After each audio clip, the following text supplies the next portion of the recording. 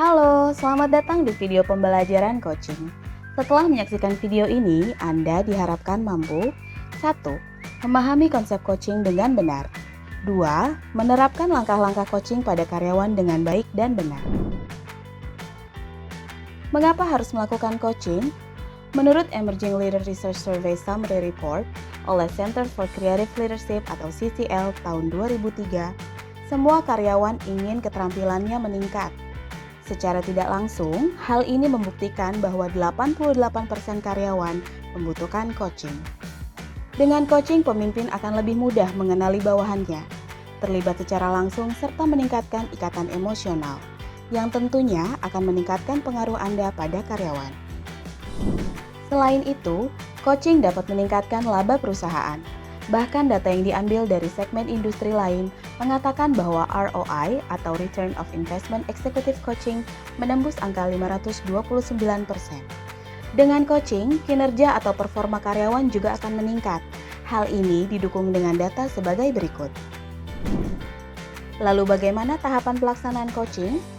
Coaching terdiri dari 3 tahapan, yaitu pre atau observation, during atau delivery, dan after. Setiap tahapan harus dilakukan dengan benar agar aktivitas coaching menjadi efektif. Jika Anda melompati atau bahkan tidak melakukan salah satu tahapan, kemungkinan coaching tersebut tidak akan berhasil. Nah, sekarang mari kita pelajari setiap tahapan coaching tersebut. Selamat belajar! Tahap pertama, pre atau observation, yang diawali dengan prepare data, yaitu mempersiapkan data berdasarkan fakta dan interval waktu yang nyata. Selanjutnya, melakukan behavior checklist. Pertama, sebagai coach, Anda harus hadir secara penuh dan fokus pada coaching. Hindari penggunaan handphone atau melakukan pekerjaan lainnya saat melakukan coaching. Kedua, hindari kalimat yang menyalahkan coaching. Karena apapun yang telah dilakukan coaching, tugas Anda sebagai coach adalah mendengarkan penjelasannya. Ketiga, berikan dukungan pada coaching. Ingat bahwa tujuan Anda adalah membuat coaching menjadi lebih baik lagi. Jangan nodai tujuan tersebut dengan ego Anda. Keempat, keterlibatan. Kenali coaching secara menyeluruh, baik online maupun offline, dan berempatilah padanya. Pelajari tipikanya, apakah dia orang yang aktif atau pasif. Apabila coaching Anda termasuk orang yang aktif atau ekspresif dalam mengungkapkan apa yang ada di pikirannya, maka Anda hanya perlu bersabar untuk mendengarkan apa yang disampaikannya. Namun, apabila coaching Anda adalah orang yang pasif, persiapkan daftar pertanyaan yang sistematis untuk menggali apa saja yang ada di pikirannya. Kelima, menjaga kerahasiaan. Jagalah wibawa bawahan Anda dengan tidak menyebarkan informasi yang sensitif kepada orang lain. Keenam, fokus pada solusi bukan masalah. Karena ketika Anda memikirkan masalah, maka hal itu akan terasa berat. Namun sebenarnya akan menjadi lebih mudah jika Anda memikirkan bagaimana solusinya.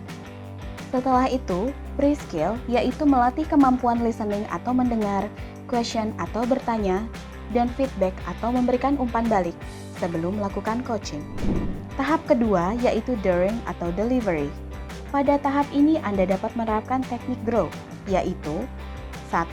Goal atau tujuan, yang berarti tujuan harus konkret atau SMART dalam goal setting dan sesuai dengan kepentingan coaching. 2. Reality atau realitas. Realitas harus jelas hingga sampai ke akar masalah.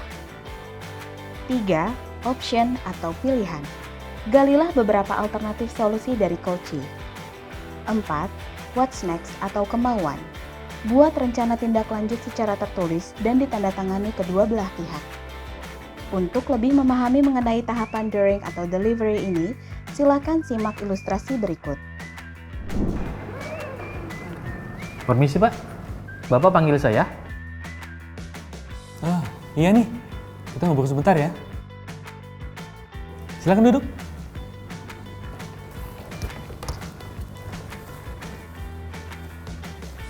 Iya. Gimana kabar kamu? Baik Pak, Alhamdulillah kabar saya baik-baik saja Pak. Oh, minggu lalu saya lihat di IG kamu, kayaknya kamu lagi jalan-jalan ya. Kemana sih itu? Oh, yang kemarin, ya.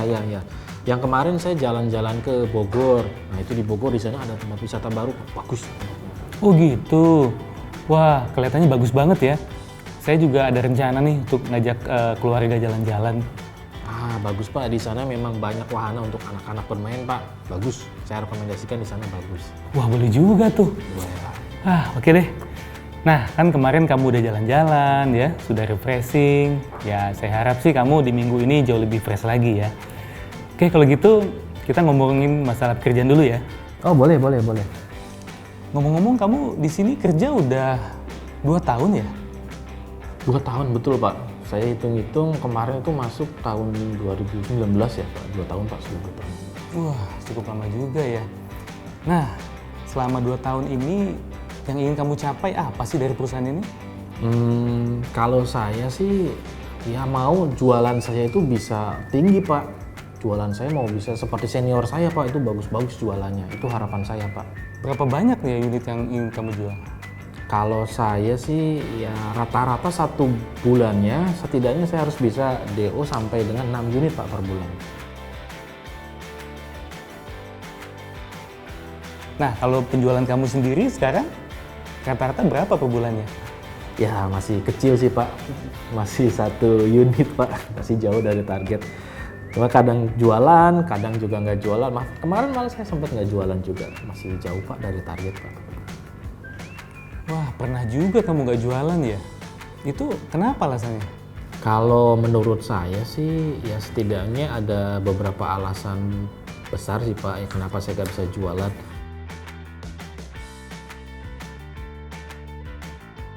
Yang pertama nih Pak, saya susah ketemu sama customer. Jadi kan kita tahu saat ini kita sedang sulit ketemu sama customer, ya, susah banget Pak ketemu sama dia. Terus kemudian yang kedua, kemarin juga dari pemerintah sempat menaikkan harga BBM nih Pak, itu. Terus kemudian yang ketiga, ini yang paling sering nih Pak, jadi yang ketiga itu begitu data-datanya sudah masuk ke leasing, leasingnya malah nolak Pak dari data-datanya. Akhirnya saya nggak bisa jual nih Pak. Ada lagi nggak selain itu kenapa customer nggak mau beli? Apa ya? Cuma 3 itu aja sih Pak. Selain itu menurut kamu kira-kira apa lagi nih customer nggak mau beli?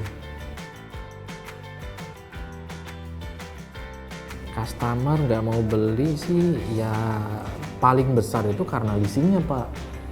Jadi karena leasingnya ya dia tidak mau approve. Nah, usaha yang udah kamu lakukan apa? Kemarin usaha saya yang pertama saya sudah coba cari rekanan leasing yang lain, saya sudah coba cari. Kemudian yang berikutnya juga saya sudah minta customernya untuk melengkapi dokumen-dokumennya Pak. Dan yang ketiga juga saya sudah coba ajukan ke customer ini supaya dia mau coba naikkan DP supaya bisa di-approve sama leasing. Banyak juga ya sebenarnya yang udah dilakukan ya. Selain itu kira-kira ada lagi nggak? Semuanya sih sudah saya lakukan Pak. Kalau dari Bapak punya ide nggak Pak apa yang harus saya lakukan? Ya, kamu harus jadi diri sendiri. Kamu harusnya bisa kok. Saya yakin kok kamu pasti bisa. Kalau dari segmen bisnis customer nih, yang saat ini apa nih yang bisa kamu garap? Kalau saya biasanya masuk di segmen bisnis pasiran Pak, karena selama ini saya masuknya di sana. Jadi ya itu customer saya banyak kan dari pasiran itu Pak. Nah, gimana kalau dengan segmen bisnis yang lainnya? Ada yang bisa diolah nggak? Sepertinya ada sih Pak yang bisa diolah. Segmen apa nih yang bisa diolah berikutnya? Kalau menurut saya di tengah kondisi kita saat ini yang tidak menentu, sepertinya logistik ya Pak ya. Logistik itu sepertinya bagus kali ya. Kayaknya saya harus masuk ke logistik deh Pak. Nah, apa yang akan kamu lakukan untuk masuk ke segmen bisnis itu? Pertama, saya coba lihat dari database yang saya punya, ada nggak yang customer masuk di logistik? Itu Pak yang saya lakukan. Setelah itu, apa lagi? Saya akan coba minta data-data dari teman-teman di service. Pasti mereka kan punya tuh Pak database. Nah, dan saya akan cari siapa saja customer yang masuk di logistik. Ada lagi nggak yang bisa kamu lakukan? Kalau nggak gini Pak, saya akan coba minta referensi dari customer yang kemarin baru beli Pak. Nah pasti kan dia punya tuh referensi customer lainnya yang main di logistik. Itu Pak yang saya lakukan. Nah, dari tadi yang kamu sampaikan ada 3 solusi kan ya. Nah, menurut kamu nih, mana solusi yang paling mudah untuk kamu lakukan? Yang kedua Pak, sepertinya yang paling kedua itu yang paling gampang. Jadi nanti saya akan coba minta data-data dari teman-teman di service. Dan nanti saya akan cari siapa saja customer yang masuk di logistik dan itu yang akan saya follow up Pak. Nah, kalau kamu sudah dapat datanya dari service nih, gimana caranya supaya kamu bisa dapat SPK? Pertama, saya akan coba follow up dari data yang sudah ada dan kemudian nanti saya akan coba buat program di sosial medianya Pak untuk dia. Kalau misalnya nih, kamu follow up gak berhasil, ada alternatif lain nggak? Saya minta join visit sama teman-teman FA atau teman-teman Part Fleet Salesman ketemu sama customer itu Pak. Jadi nanti saya bisa ketemu sama dia dan saya minta diketemukan langsung sama ownernya langsung. Ya udah, kapan kamu akan lakukannya?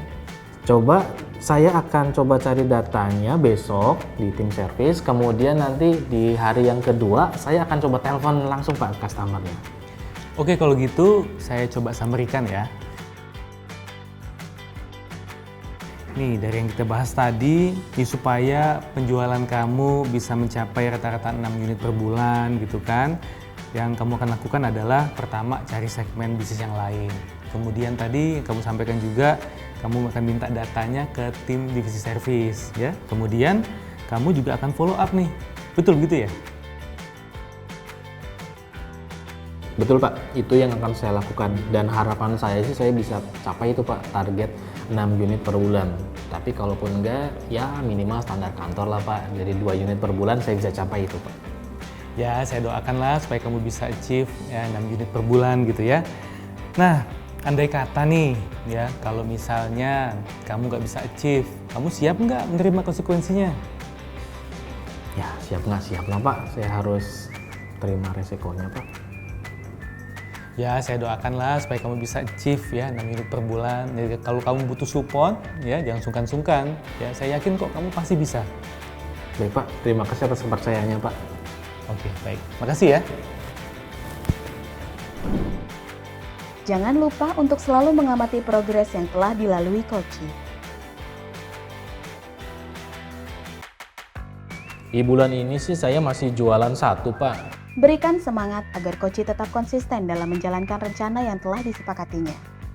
Di bulan ini saya bisa lewat targetnya. Biasanya kan 2 targetnya ya, saya bisa jual 3 Pak. Berikan apresiasi terhadap progres yang telah dicapai Koci agar ia semakin terdorong untuk melewati batasannya saat ini. Di bulan ini saya juga bisa lewat targetnya Pak, luar biasa. Setelah Koci mencapai target yang telah direncanakannya, tetap dampingi dan jaga konsistensi dari performa yang telah ia capai.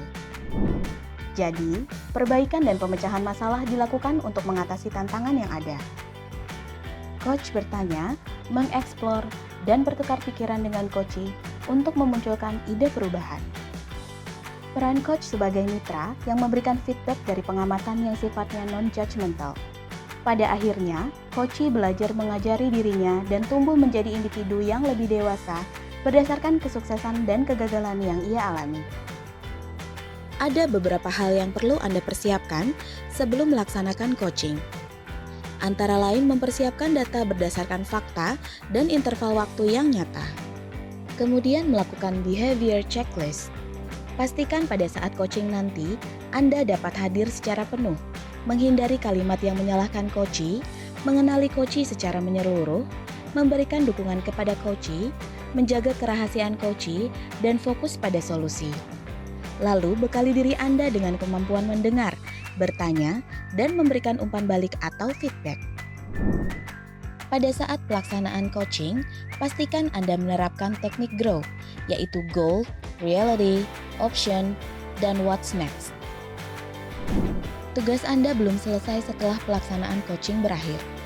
Pastikan untuk melakukan follow-up dengan mengamati progres yang telah dilalui Koci secara berkala. Selalu berikan semangat dan dukungan kepada Koci dan bantu ia menjaga konsistensinya apabila targetnya telah tercapai. Coaching sangat bermanfaat bagi coachee dan serta organisasi.